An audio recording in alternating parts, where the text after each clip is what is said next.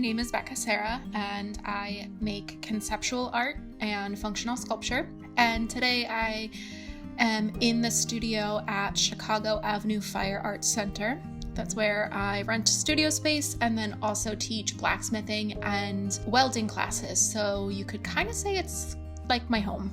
Today I'm making a pair of hooks. I'm working on 2 at a time. That's kind of the way I like to work when I'm working at the forge. Otherwise, if I'm working on just one piece, it can be kind of tedious and sometimes a little bit boring to just stand there and wait for it to heat up. So instead of just waiting there, I like to work on anywhere from 2 to 5 pieces at a time, and that allows me to maximize my time there in front of the forge and also really work out my arm muscles.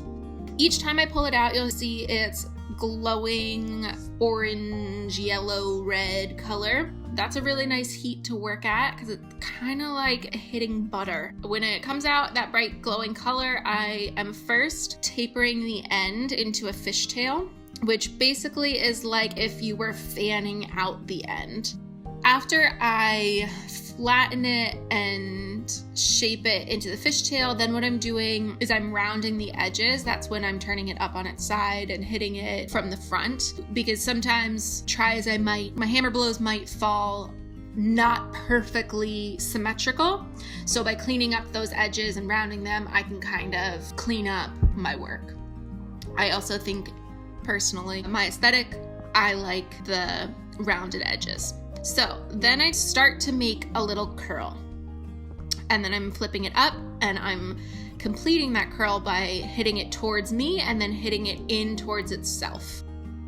So after I've completed the curl and I pull it out of the heat again, I now want to make the actual hook shape. So that was just the decorative end, and now I'm gonna make a hook shape. If I were to keep hitting on that decorative end to make the hook shape, I would smush that beautiful little curl I created.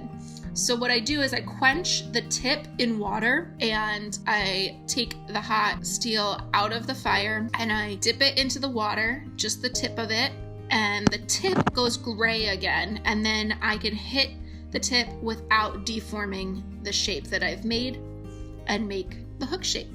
To start the hook shape, I do it the exact same way as that little decorative end. So I go over the far side of the anvil and I hit it down. Once I get it going maybe like an L shape, then I flip it up and I start hitting it in towards itself.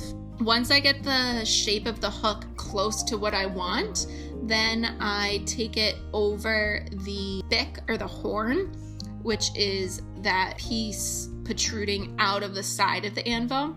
Now that I've got the shape of the hook done, I'll flip it around in the forge. I taper the end to make a fishtail again.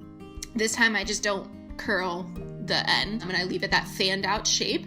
Then I use a round punch to punch a hole in the end, and voila, I have a hook. The great thing about this work is that there really are no rules. Obviously, there are functional aspects to keep in mind, but it gets pretty fun to play with how far you can push the functionality with the aesthetics. Thanks for watching!